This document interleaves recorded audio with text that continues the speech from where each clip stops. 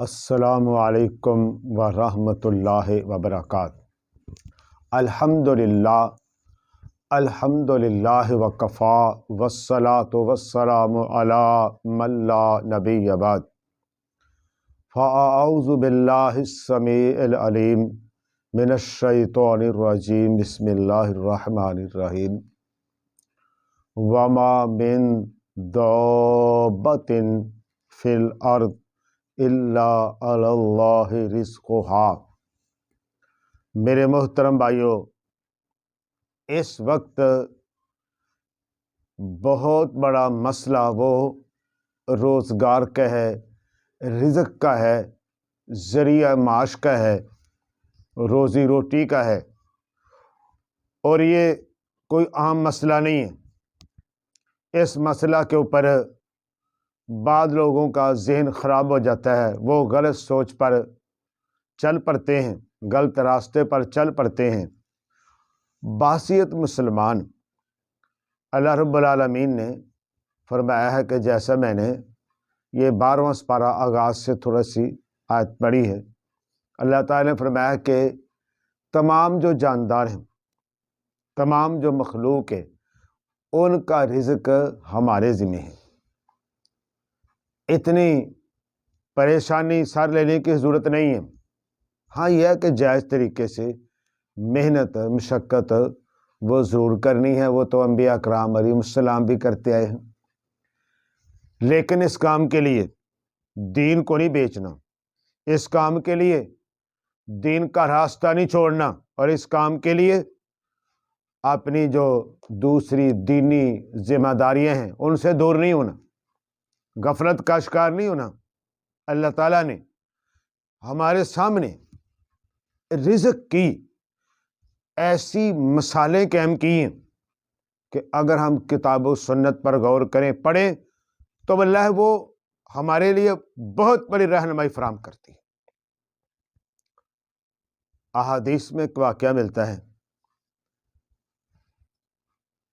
وہ حضرت جابر بن عبداللہ رضی اللہ عنہ راوی ہیں۔ وہ کہتے ہیں ہمارا ایک لشکر گیا، نبی علیہ الصلوۃ والسلام نے بھیجا، ایک قریشی لشکر کا پیچھا کرنا تھا، تعاقب کرنا تھا۔ ابو عبیدہ بن جراح وہ یعنی ہمارے امیر تھے، اور تقریباً 300 آدمی تھے، اور ایک تھیلا کھجوروں کا تھا ان کے پاس، اور لشکر میں سے ہر بندے کو روزانہ ایک کھجور ملتی تھی۔ اب ایک کھجور وہ کیا کرتے، روزانہ اس کو چوستے اور پانی پی لیتے، حتیٰ وہ کھجوریں بھی ختم ہو گئی۔ درختوں کے پتے جھاڑنا اور پانی میں بھگو کر کھا لینا، یعنی ایک طرف اللہ تعالیٰ اپنے بندے کو تھوڑا سا آزماتا ہے۔ اس کے بعد پھر کیا ہوا، وہ سالے سمندر کے پاس گئے اور دیکھا کہ ایک ٹیلا نما چیز ہے، پاس گئے تو مچھلی تھی امبر نامی۔ 300 بندہ ہے، 1 مہینہ تک کھاتے رہے، کھا کھا کے موٹے ہو گئے، صحت اچھی ہو گئی۔ اب دیکھ لیں کہاں یہ کہ ایک کھجور ایک دن میں پھر وہ بھی ختم ہو گئی، اور کہاں یہ کہ پتے جھاڑ کر پانی میں بھگو کر جناب کھانا۔ اللہ رب العالمین نے ایسا گوشت دیا مفت میں مچھلی کا کہ 1 مہینہ کھاتے رہے، وہ ختم ہی نہیں ہو رہی تھی۔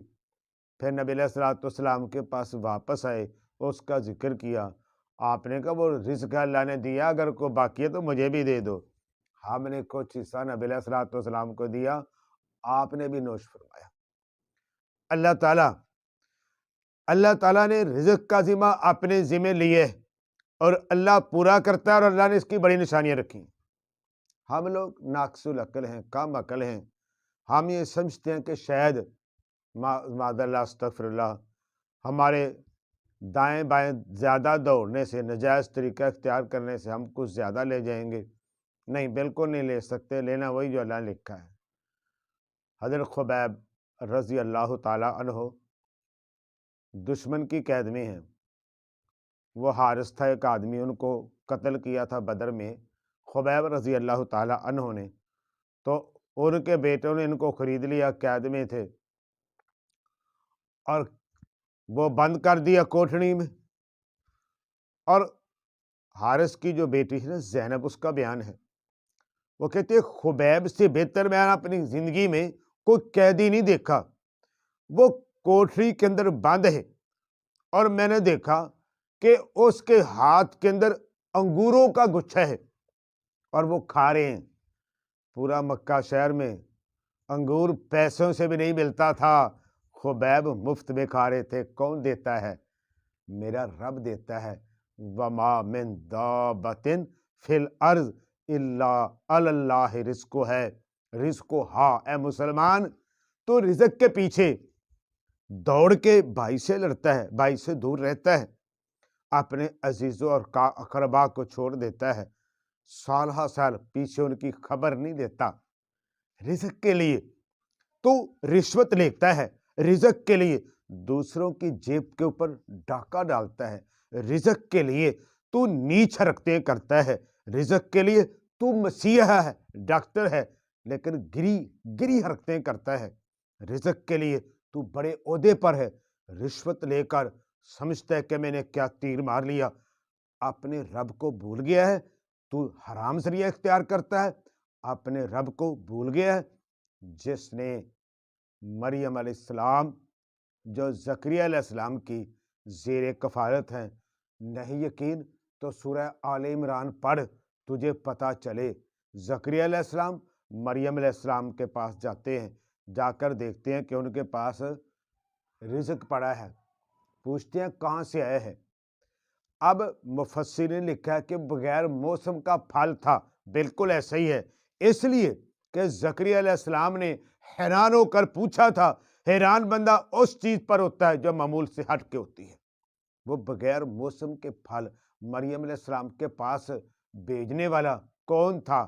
بغیر موسم کے پھل وہاں کس نے مہیا کیے تھے؟ وہ اسی نے مہیا کیے تھے جس نے وعدہ کی ہے وما من دابۃ فی الارض الا علی اللہ رزقها، جس نے وعدہ کیا نا، جس رب نے، اسی رب نے مریم علیہ السلام کو اس کے جو عبادت خانہ تھا اس کے اندر بغیر موسم کے پھل مہیا کر دیے۔ جو رب جنگ کے دوران بھوکے پیاسے اور بھوک سے بے حال لوگوں کو ایک بہت بڑی مچھلی دے سکتا ہے، جو رب قید خانے کے اندر بغیر موسم کے، بغیر قیمت کے، اپنے رب ہونے کی، ربوبیت کی کن فیکون کے تحت خبیب رضی اللہ عنہ کو انگور دے سکتا ہے، مریم علیہ السلام کو بغیر موسم کے پھل دے سکتا ہے، وہ مجھے اور آپ کو سب لوگوں کو رزق دینا اس کے لیے مشکل ہے؟ اس کے خزانے کیا نعوذ باللہ کم پڑ گئے ہیں؟ نہیں، ان میں سے کوئی چیز بھی نہیں ہے۔ اگر کسی چیز کو فرق پڑا ہے، آج مسلمان ایمان کو فرق پڑا ہے، یقین کو فرق پڑا ہے، توکل کو فرق پڑا ہے، اعتماد کو فرق پڑا ہے، یقین کو فرق پڑا ہے، اپنے رب کے اوپر جو ایک مسلمان کا مان ہوتا ہے اس کو فرق پڑا ہے کہ ہمیں اپنے رب پر یقین نہیں، نعوذ باللہ، اس لیے ہم دائیں بائیں حرام پر ہاتھ مارتے ہیں اور دوسروں کی جیب کاٹتے ہیں، دوسروں کا حق تلف کرتے ہیں، دوسروں کے حقوق کے اوپر ڈاکہ ڈالتے ہیں، دوسروں کے حقوق کو غصب کرتے ہیں اور سمجھتے ہیں کہ ہم کامیاب ہو گئے۔ بھائی کامیاب نہیں، ناکام ہو گئے ہیں۔ آئیے اپنے رب پہ وعدے کے اوپر یقین رکھتے ہوئے ہمیشہ حلال ذریعہ اختیار کریں، اپنے رب پر اعتماد کریں۔ اگر کہیں تنگی آ گئی تو پھر بھی اللہ سے دعائیں کرنا ہے، اللہ انشاءاللہ بہت دے گا، دنیا میں بھی دے گا اور آخرت میں بھی۔ وما علینا الا